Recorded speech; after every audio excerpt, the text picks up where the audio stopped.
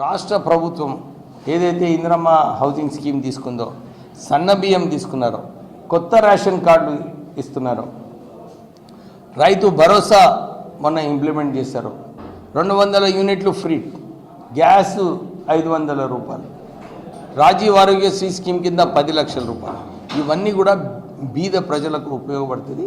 మేము కూడా మొన్న ఇందిరమ్మ ఇల్లులు శాంక్షన్ చేసినప్పుడు ఎవరు ఎక్కడ ఏమి చూడకుండా నిజంగా బీద ప్రజలు ఎవరైతే ఉన్నారో వాళ్ళకి అలాట్ చేయడం జరిగింది.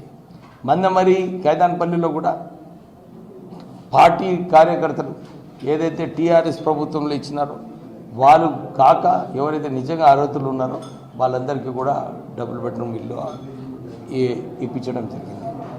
యూరియా కొరత చాలామంది ఆందోళన పడుతున్నారు.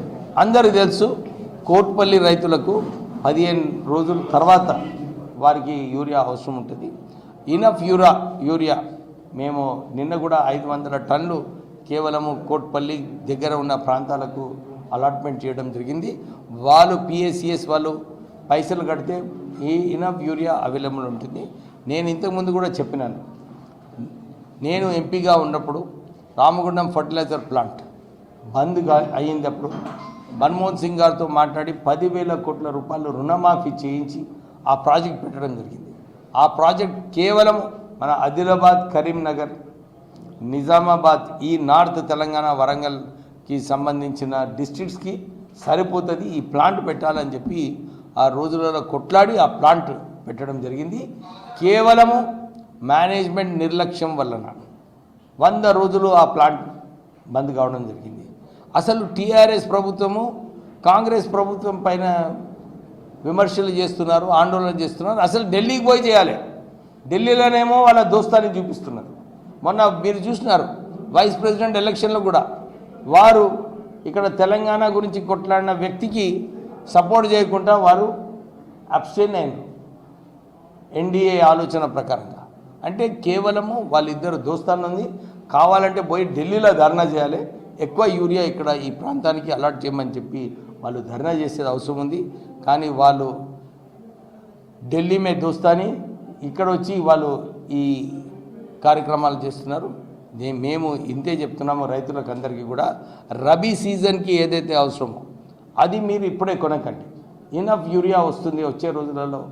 మనకు ఈ చెన్నూరు డివిజన్కి సుమారు చెన్నూరు నియోజకవర్గంకి సుమారు 2,000 టన్నుల యూరియా వచ్చేది ఉంది.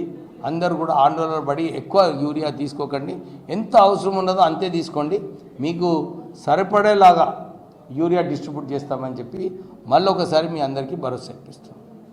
Any questions? సింగరేణిలో గత 10 ఏళ్లలో బకాయిలు చెల్లించేవి చాలా ఉన్నాయి. కేసీఆర్ సింగరేణిని భ్రష్టు పట్టించాలని ఆరోపణలు కూడా ఉన్నాయి. దాదాపు 1,000 కోట్ల రూపాయల సింగరేణి నిధులను వేరే చోటు మళ్లించారు, దోచుకున్నట్టు ఆరోపణలు ఉన్నాయి. దానికి సీఎం గారు ఇవాళ ప్రెస్ కాన్ఫరెన్స్లో కూడా చెప్పారు. మేము దీంట్లో ఒక ఎంక్వైరీ చేసి చర్చించి ఎట్లా చేయాలో సింగరేణి సంస్థను కాపాడుకునే బాధ్యత మాది అని చెప్పి వారు ఈరోజు ప్రెస్ కాన్ఫరెన్స్ చెప్పడం జరిగింది. డెఫినెట్లీ దాని ప్రకారంగానే యాక్చువల్లీ మీరు చూసుకుంటే టీఆర్ఎస్ హయాంలో కేవలం 2,000 కోట్లు ప్రాఫిట్ ఉంటే కాంగ్రెస్ ప్రభుత్వం వచ్చిన తర్వాత దీన్ని ఈరోజు 6,370 కోట్ల ప్రాఫిట్ రావడం జరిగింది. అంటే మంచిగా నడిపిస్తూ మళ్ళీ ఫ్యూచర్ ఎక్స్పాన్షన్కి నిధులు పెడుతూ లాభాల బోనస్లో కార్మికులకు సంతోషపడేలాగా బోనస్ డిక్లేర్ చేయడం జరిగింది. అది కాంగ్రెస్ ప్రభుత్వము పనితీరు. ఒకవైపు కార్మికులకు కాంట్రాక్ట్ ఉద్యోగాలకు ఎప్పుడు కూడా లాభాల బోనస్ ఇవ్వలేదు. కానీ పోయిన సంవత్సరం కాంగ్రెస్ పార్టీ వచ్చిన తర్వాత 5,000 రూపాయలు ఇచ్చింది. మళ్ళీ ఈ సంవత్సరం కూడా 5,500 రూపాయలు కాంట్రాక్ట్ కార్మికులకు కూడా ఇస్తున్నారు. సింగరేణి కార్మికులు బొగ్గుబాలో ప్రమాదవశాత్తు జరిగితే గత ప్రభుత్వంలో ₹1 కూడా చెల్లించలేదు. ఎట్లా ఉంది? ఇప్పుడు మీకు అందరూ తెలుసు, ఆల్రెడీ రాష్ట్ర ప్రభుత్వము సింగరేణి సంస్థకు ఆదేశాలు ఇచ్చింది.